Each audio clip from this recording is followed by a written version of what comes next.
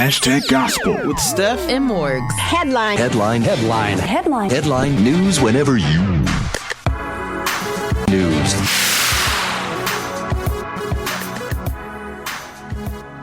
Gospel 88.7, 99.9 FM WEHA, your favorite gospel radio station. Soup, Steff, the birds are playing. It's me. And it's Morgz. Hashtag Gospels. Now what you're listening to, we got some headlines. What you got over there?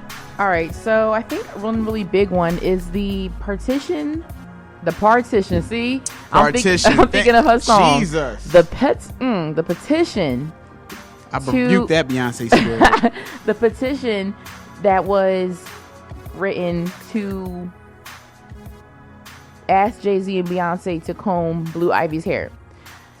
Oh my gosh. The disrespect. And the thing is, change.org, it's not no frou site. It's a real site that is used for legit concerns, and someone made it and everyone thought it was serious. It has over 1,000 signatures, and then an article was released and it said that the woman that actually did it was actually doing it as a joke for fun, and she didn't know it would take off like this. After all of that happened, after everybody done signed it and it, the media storm came up, now she wants to come out and say it was a joke.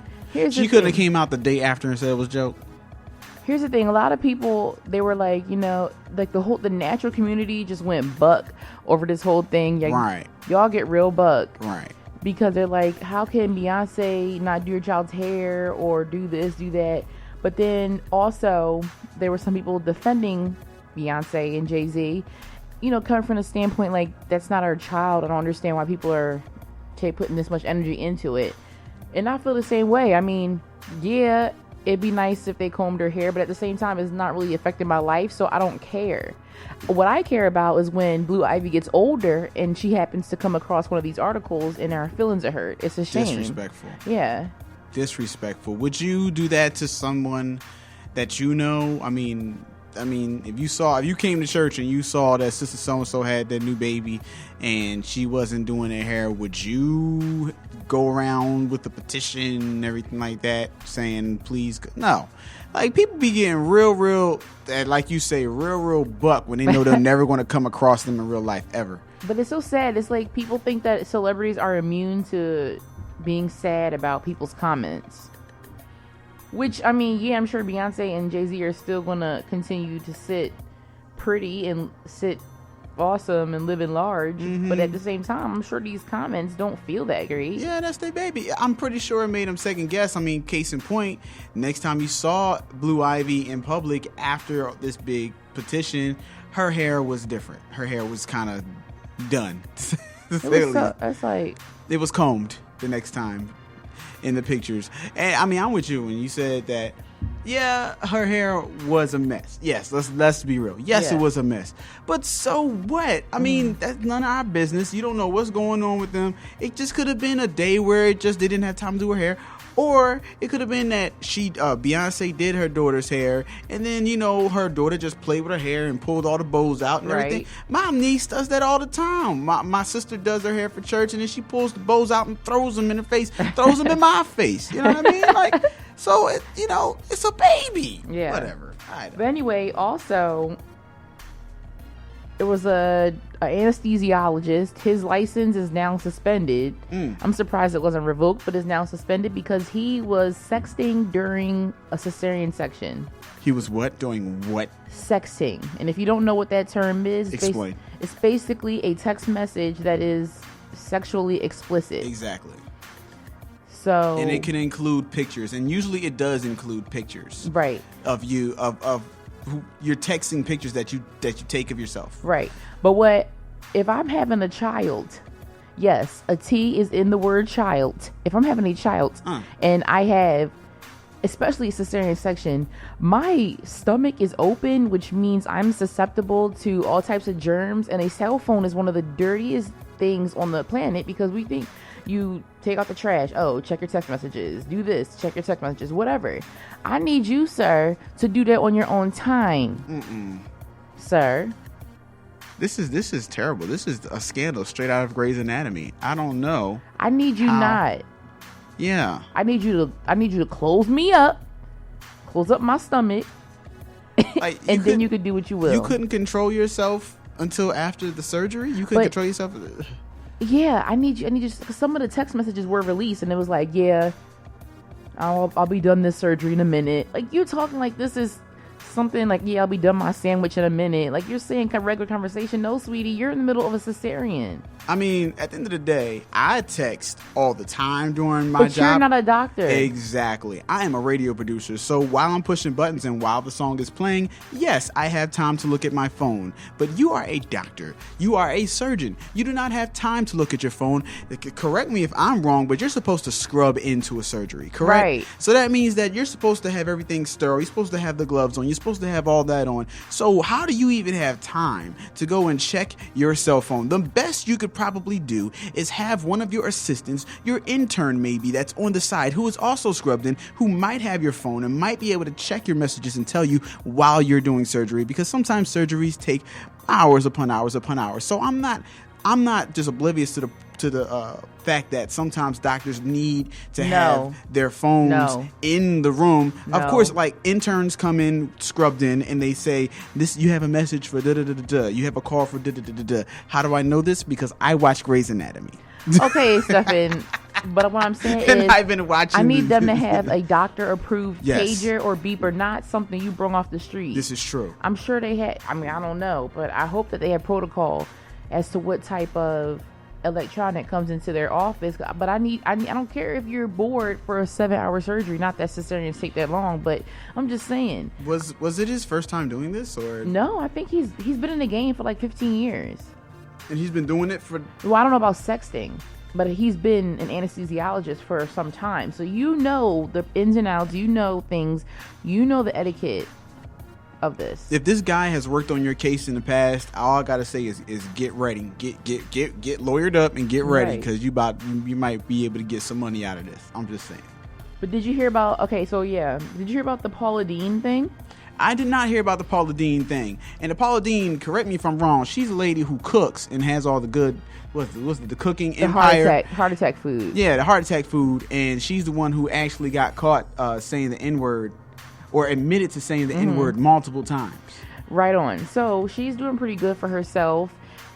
She is set to have, I believe in the fall or the summer, set to have a channel, but it's going to be a subscription channel. So it's going to be like a HBO, a Starz, Cinemax, and it's going to have recipes, cooking, and it's going to be all that good stuff. I'm actually happy for her, because I mean, at the same time, it's like, how long y'all going to like let her? Well, actually, I haven't heard her name come up in a long time, but like, even in stores, her cookware was marked down like almost 85%, like $297 for pots and pans. Like, good.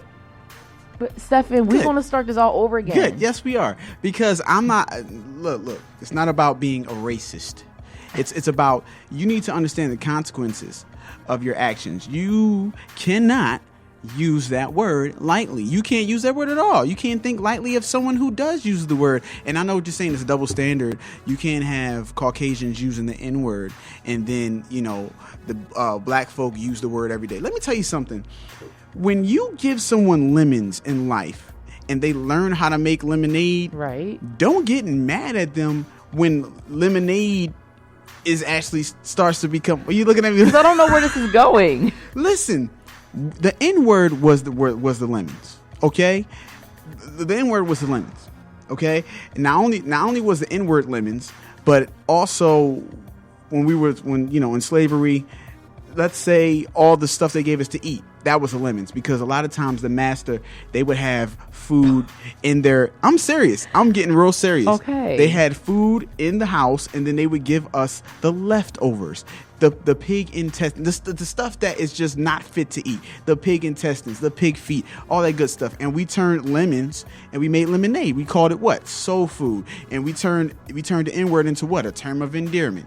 Okay. I don't like that. But it's the truth. So here's what I'm saying. Do we need to eat soul food now? No. Do we need to keep saying the N-word amongst the African Americans? No, we do not. But you have no place, as especially Caucasians, and I'm not saying I'm against all Caucasians. That's crazy. Of course, family, friends, Caucasian. I have Caucasian in my blood. I have, whatever. It's just about, don't stand here on the sidelines and criticize someone for making lemonade out of lemons. Especially when you're the one who gave me the lemons and I ain't have nothing else to drink but the lemons. Okay? Okay, but we're dealing with like 4th, 5th generation Caucasian people that have nothing and to do with... we have 4th, 5th generation millionaires and billionaires right. that are still rich today off of the work of slavery. Okay. Seriously. I understand. There are multi-million-dollar corporations that exist today, major ones, that are rich because they made money centuries ago off of slavery. And did you see them get their money back for it? No. Well, I mean, I'm sorry. Let me give all this riches back. I understand that, but I'm saying it's a double standard. I'm okay. Black people use the N-word as a term of endearment. That's none of their business, though. Okay, but I don't, because I still think it's a derogatory word. Whether you just like this Viner on Vine, his name is Jay Fresh. Shout out to Jay Fresh. He's from the DMV. Anyway, he said people say whether you put an ER or an A at the end, it's still the derogatory word, and I feel the exact same way. Like. This is cool, but when you're used to hearing, then you got to think about the mindset of how it became a term of endearment. When they were hearing it every single day as a word of hate, right? They took the sting out of it. They took the meaning out of it and said, you know what, anything you throw at us, we're going to turn into something that uplifts ourselves. And that's what they started doing. So they started saying, what's up, my N-word? Because they were being called N-words every single day. And that's how it came about. And it just happened out the blue. It didn't just happen where some random person said, oh, let me just start saying the N-word. And I know it ain't like it's Kanye West who's taking the Confederate flag and start trying to make it into a fashion trend for no particular reason other than he's being extra. No, this is something that was that's how they survived. So they have people who aren't part of this group that has been what's the word I'm looking for? Oppressed. You don't need to criticize it. Okay, and also I don't care. Black people need to stop saying derogatory words. But that doesn't give Paula Deen a license to say it. It doesn't give Paula Deen a license, but it doesn't also give us a license to then counteract that. You can't fight fire with fire because you're gonna get. Who's fire? Who gave her fire? Oh, because I'm just saying people now consequences? that are upset, like saying, well, I'm just saying if they happen to call her a whatever. I mean, I wouldn't call her names. You know why? Because right is right and wrong is wrong. So name calling is never right. Right on. You know what I mean? And I'm down with that. But I am also down with the fact that there were consequences when she came out saying, "Oh yeah, I use the N-word like it ain't nothing." No. I'm just glad it died down. Because how long you want to beat a dead horse? Dead horse? We could be here all day. We could be here all day. She said she's sorry. Move on. Like it's bigger things in life. That's nice. That's nice. That's nice. Steffin getting mad. He getting heated. I'm not getting mad. I am not getting mad at all. This is definitely a new millennium, and we're definitely trying to. I tell you what, the younger kids, we don't need to teach them this stuff. I mean, as far as teaching them the hate part of it. Yeah. I mean, history is history, but no one just comes out the womb being racist. Right. It's taught. This is true, and we need to kill it. Well, I think that's all we have. Okay, well, Super Steff is a bird. That was a nice little segue. Yeah. And it's Morgz. All right, let's Kiara Sheard with Second Wind, and we'll be back. Let's go.